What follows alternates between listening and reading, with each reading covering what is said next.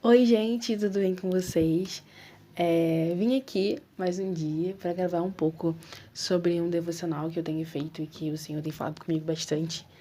E também sobre a reforma protestante, gente. Hoje é dia 31 de outubro, então eu já vou aproveitar para já engajar nisso e falar um pouco sobre como aconteceu, como que isso foi polêmico, como que surgiu o protestantismo e como isso é importante pra gente que é evangélico.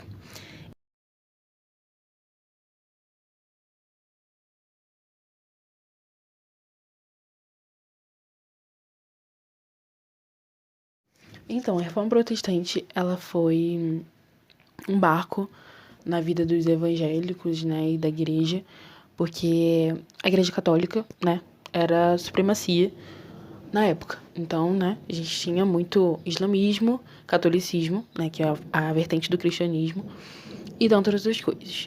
Só que o que acontece? Quando a gente chega em um estágio da igreja, em 1500 e pouco assim, é, a igreja começa a cobrar indulgências. Indulgências, o que seriam indulgências? Indulgências seriam dízimos que as pessoas mais ricas precisavam pagar para poder ser perdoadas dos pecados. Como eu vou explicar isso? Por exemplo, uma pessoa rica. Eu tenho dinheiro, sou bem-sucedida. Pequei. Meu Deus do céu, o que eu vou fazer agora? Tenho que ir até a igreja e pedir perdão. Mas para você conseguir esse perdão, você precisa pagar. Entendeu?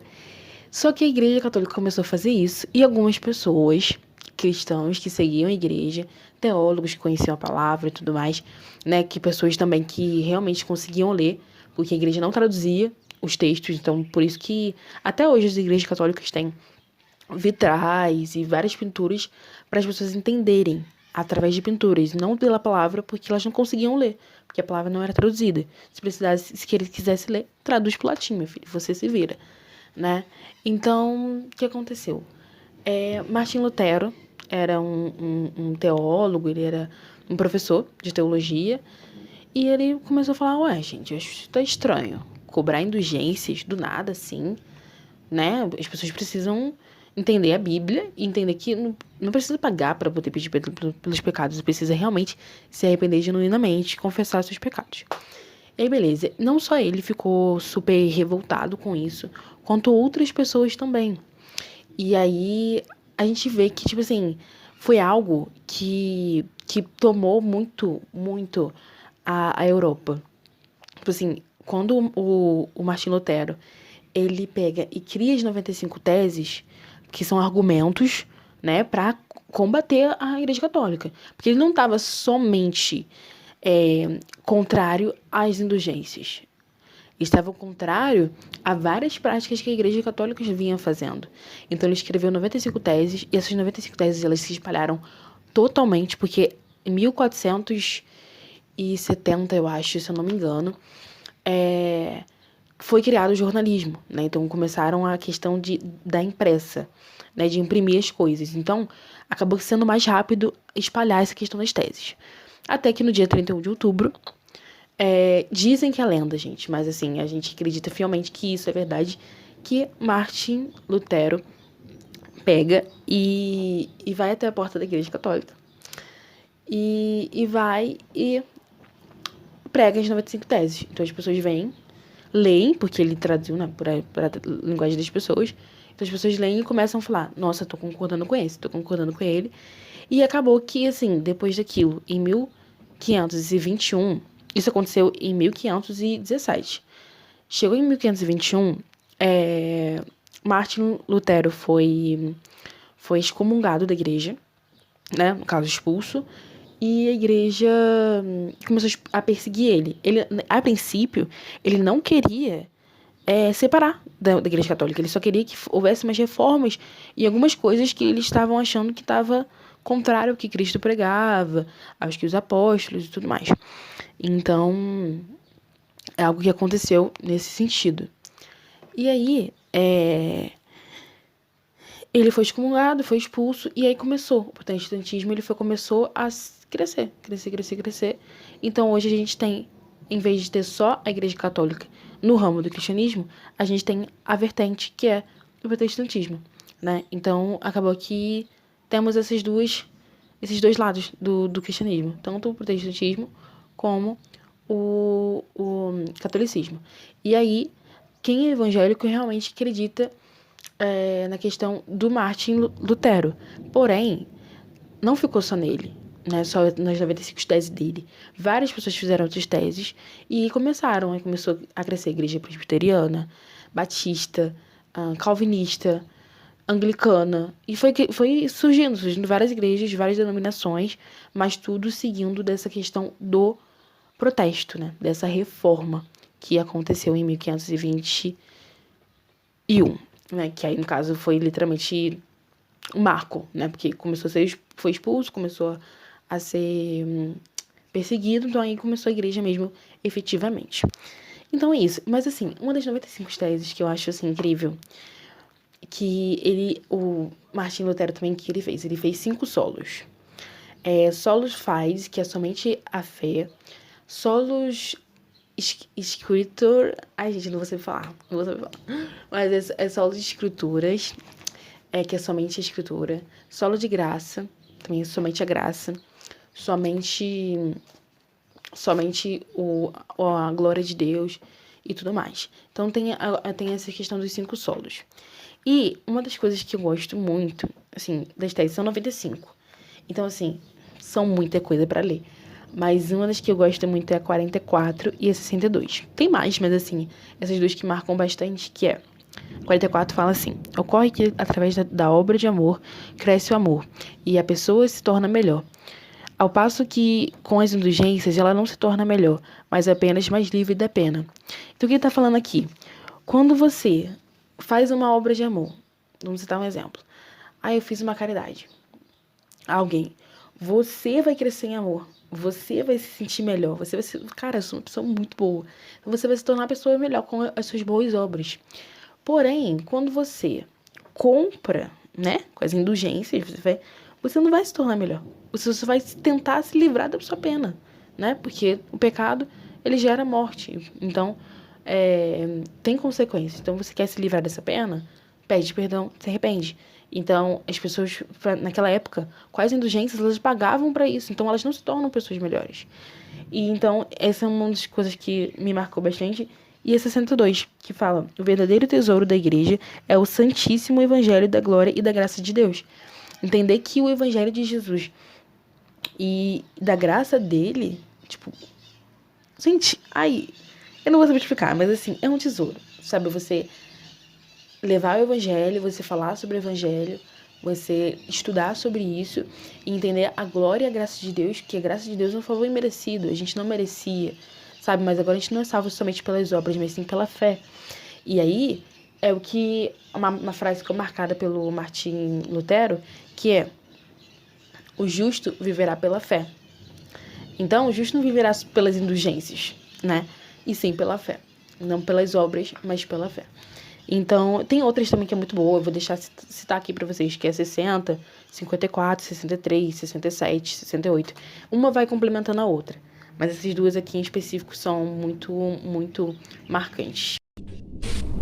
Ai, gente, eu nem mostrei pra vocês a minha caneca do Flamengo. Estou tudo flamenguista, né? Tudo flamenguista. Porque eu tô com saudade do meu Mengão. Tô com saudade do meu Mengão, entendeu? A gente precisa voltar, gente. A gente tá lutando. A gente vai ganhar esse Brasileirão. Creio nisso. Creio. Se não tu crê, então...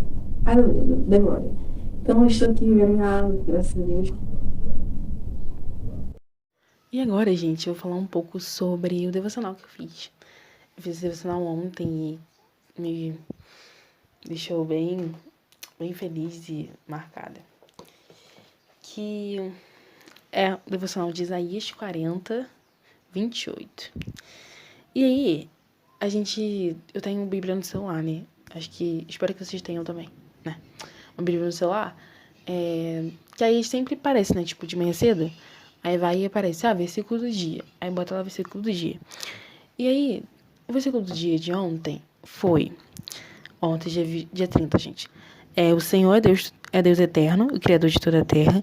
Ele nunca perde as forças nem se cansa. E ninguém pode medir a profundidade de sua soberania. Só que assim, a minha Bíblia, normal do celular é Almeida revisada. É que é uma versão, né, mais próxima da original, né? Da original mesmo, né? Da Bíblia. E eu, na minha Bíblia física, aqui, ó, querida, ela é NVT. Então tem uma mudança aqui. Então, quando eu li na celular, eu fiquei meio assim, ué, gente, que palavra é essa? Eu sou uma pessoa que gosta muito de ler palavras novas. Então, assim, se eu descobrir uma palavra nova e você for meu amigo, saiba que você sempre vai ficar ouvindo eu falar sobre alguma palavra nova que eu descobri. E que eu acho, assim, incrivelmente inovador. Mas é isso. Aí, fala assim... não sabes, não ouviste que que o eterno Deus, o Senhor, o Criador dos confins da terra, nem se cansa nem se fadiga? Não há esquadrinhação do seu entendimento. Aí eu falei, gente, o que é esquadrinhação?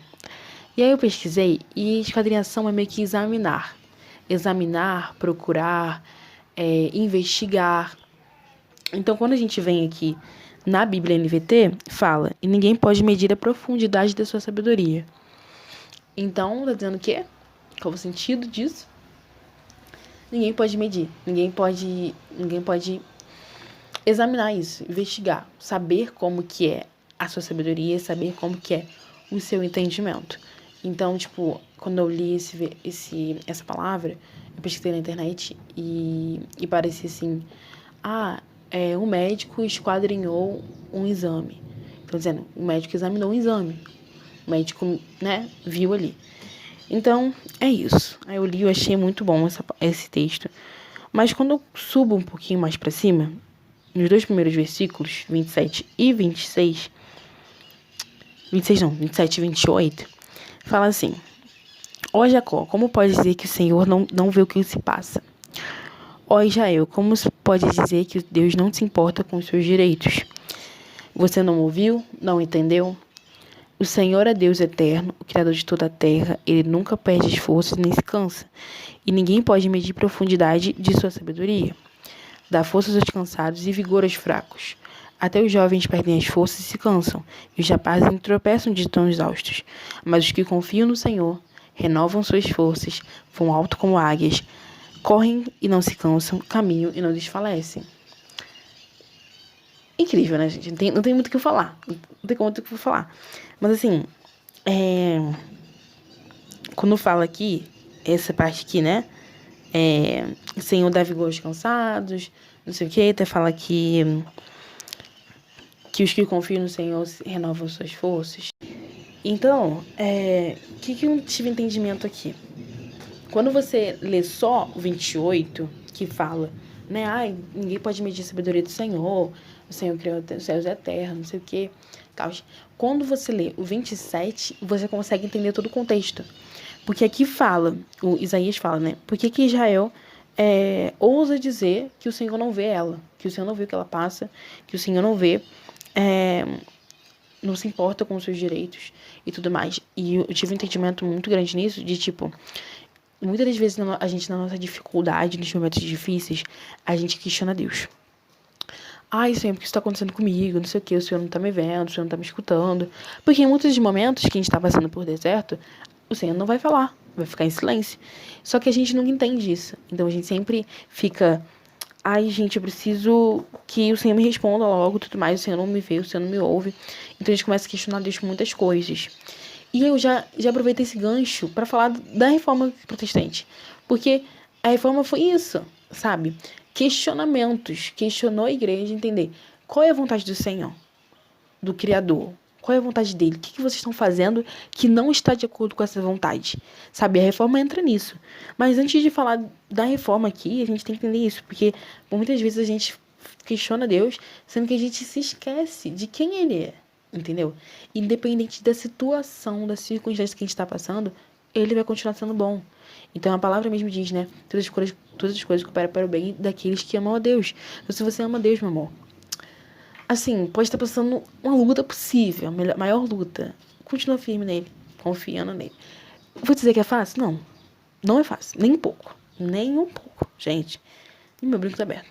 Não é nem um pouco fácil. Assim, Não é. É muito difícil. Você seguir uma vida cristã é exaustivo, é difícil, você tem vontade de desistir.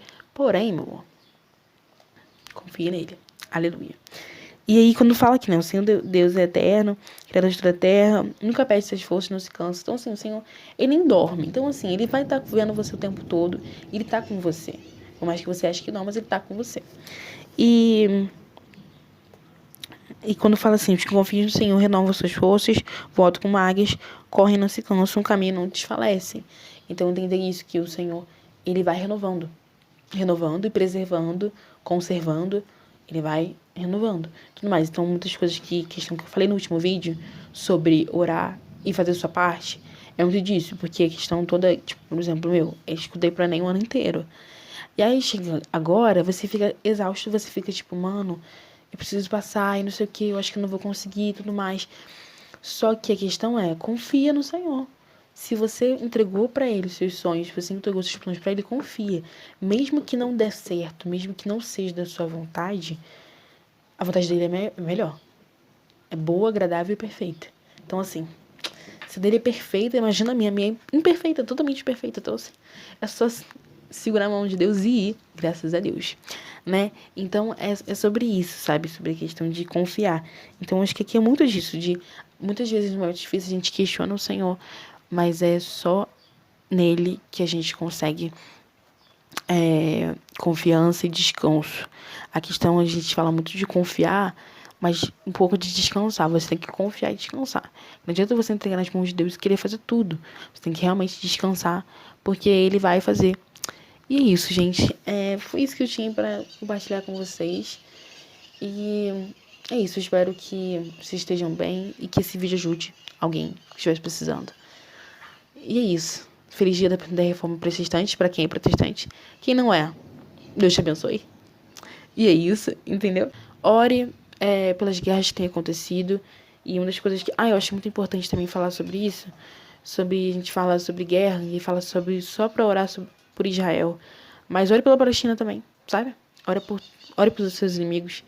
Ore por todos. Ore por todo mundo. Ore pelo Brasil. Ore pelos países. Ore pelas crianças, pelas pessoas.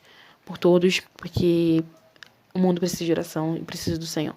Então, é a gente fazendo essa parte de orar. Se você não tá no caminho ministerial, né?